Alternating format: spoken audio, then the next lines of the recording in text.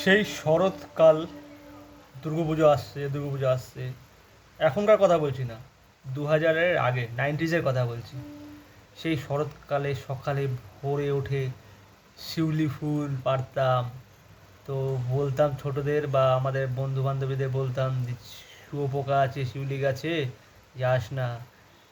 সেই সকালবেলা বসন্তকালের কোকিল কু কু, কোথায় গেল সেই জীবনগুলো, সেই দুনিয়া, কোথায় আর সেই সময়গুলো? এখন না কোকিলের ডাকও পাওয়া যায় খুব একটা, আছে হয়তো, আমি শুনি না এখন। আগে যেমন পরিমাণের কোকিলের ডাক হতো, এখানে শিউলি ফুলও পাওয়া যায় না, হয়তো আছে, বাট আমাদের এখানে তো পাওয়া যায় না, কত গাছপালা, আবার শিউলি ফুল দেখতে পাই না। সেই সময় একসাথে আড্ডা মারা, লুকোচুরি, ছুঁয়োছুঁই খেলা, আরও কত খেলা আছে। গাধি না কি একটা, গান্ধী কি একটা খেলা ছিল, ভুলে গেছি। তারপরে বাচ্চারা মেয়েরা কিতকিত, অনেক খেলা আছে। সেইগুলো গেল, কেন গেল? এই মোবাইলের কারণে।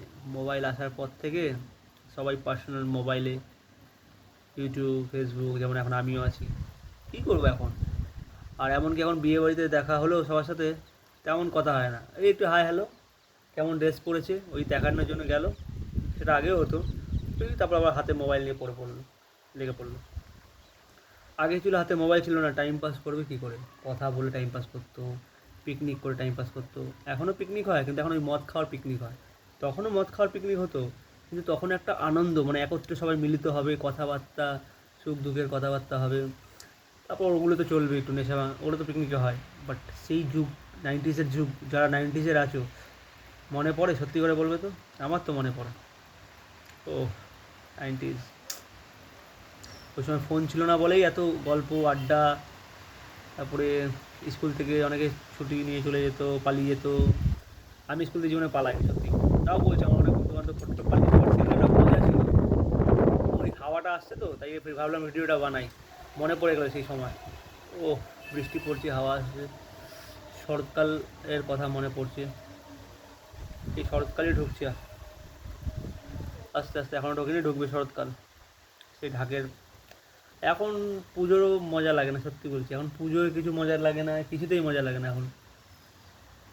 সেই দিনগুলো আলাদাই ছিল, মোবাইল ছিল না, সব বন্ধু বান্ধবের বাড়ি যেতাম।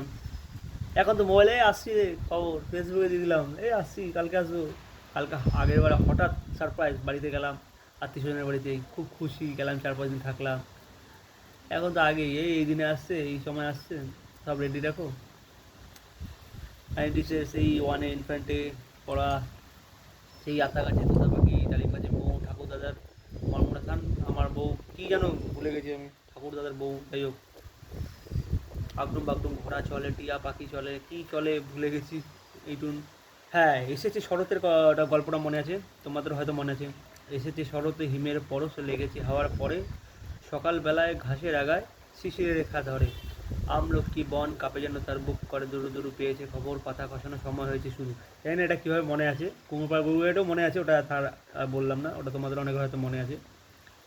বাপুরাম সাপুরে কোথায় যাবে বাপুরে, আয় বাবা দেখে যা, দুটো সাপ রেখে যাওয়া, যেই সাপের চোখ নেই, নাক নেই, কান নেই, কাটে না কো ফুসফাস, মারে না কো ঢুসটাস।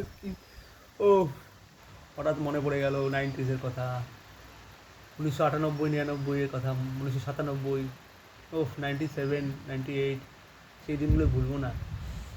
95-এর দিনগুলো, তখন তো ছোটো একদম, 95-এ তখনও মনে আছে। 95-এ তখন সবে জাস্ট হামাগুড়ি, হামাগুড়ি না, তখন হাঁটা শিখে যায় 95-এ।